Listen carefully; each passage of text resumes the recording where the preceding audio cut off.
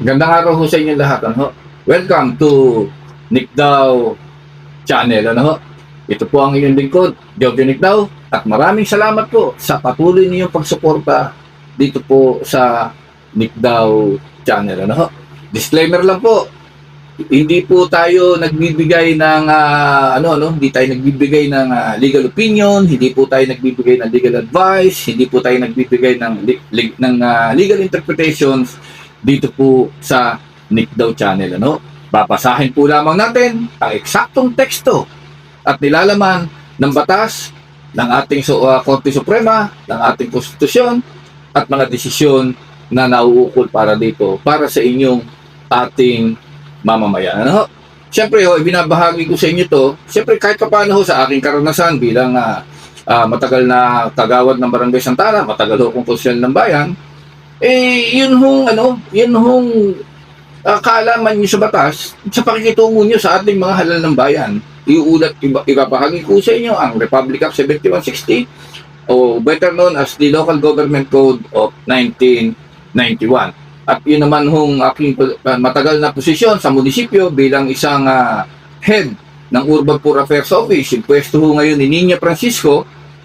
Siyempre sa dami ko na seminar, research, sa dami ko nang ginawang mga tinapos 99% ng urban poor community rito, mga homeowners association, yung paggawa ng mga kontrata, negotiation, deed of sale na ginawa, na nire-review naman ni Mayor Attorney Endo Capco, siyempre yung mga nabasa ko doon na maisi-share ko sa inyo, itong Republic Act 7279 o yung Urban Development and Housing Act of 1992. Siyempre makakadagdag ho rito mga ka-channel dito sa Nick Daw Channel, yung kaalaman kong konti bilang ako ho ay nagtapos sa kursong Political Science. Nagtapos ho ako ng paralegal sa UP Law Center at itong huli ho last year ho ay nakapagtapos ako ng kursong abogasya. Underbar lang ho ako ngayon.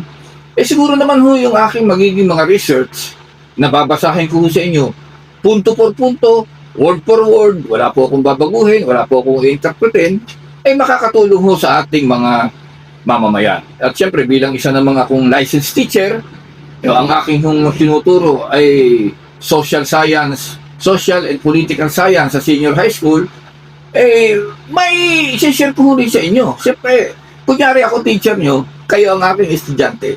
Hindi po ba? Ang bayad nyo sa akin ay yung comment, like, and share ninyo dito sa Nick Daw Channel. Kasi po ako, naniniwala po ako, mga kababayan, na dapat ang mga pangkaraniwang tao, ang pangkaraniwang mamamayan, ay dapat mulat ang kamalayan sa kanilang mga basic rights. Basic lang, hindi nyo kahit wala kayong aral, basic rights kailangan malaman nyo. At ang mga basic law, para ito ho ay maging gabay ninyo sa pang-araw-araw ninyong. Hindi natin alam ang mga insidente, mga aksidente sa kalsada at sa inyong pamamahay. Ito po ang misyon ng Nick Daw Channel. Ang sabi nga po ng ating Pangulong Ramon Magsaysay, natatandaan nyo to, those who are less in life should have more in law. Ang mga tao daw na may kakulangan at sala sa buhay ay dapat daw ay sobra-sobra sa batas. Alam nyo naman kadalasan, hindi po yun ang tunay na pangyayari, lalo't wala kayong kaalaman sa inyong basic rights. Parang nakakiling ang batas sa mayaman. Siyempre pag may problema yon, may abogado kagad yun. Kasi po, pag kayo nahuli sa harap ng judge, nahuli kayo ng pulis o enforcer o kung ano man, nakagawa kayo ng paglabag na hindi nyo alam na mayroon palang ganung batas, na mayroon palang ganitong ordinansa, ito po, hindi nyo pwede ikatwiran sa harap ni judge. Hindi po pwede. Hindi po kayo pwede siya kahit mag-iiyak kayo doon. Sabihin nyo, hindi ko po alam, Your Honor, na bawal pala yung aking nagawa. Hindi po pwede yun. Dahil sa legal parlance, innocence of the law, excuses no one. Ang kawalan daw po ng kaalaman sa batas ay hindi dahilan upang makaiwas ang isang tao sa pananagutan sa kanyang nagawang paglabag sa batas o krimeng nagawa para siya ay magkaroon ng kaso. Dahil po sa prinsipyo na every person is presumed to know the law. every person is presumed to know the law. Ipinagpapalagay daw po na ang bawat tao ay alam ang batas. Kaya po nakakalungkot di ba? Sinasabi nga ang batas daw ho ay malupit. Subalit, yan ang batas. The law may be harsh, but the law is the law.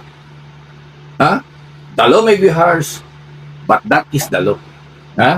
Kaya kahit papaano ho, dito sa Nick Joe Channel, ang basic rights, basic na batas, may i-share natin dito at magagamit po ninyo sa inyong pang-araw-araw na buhay.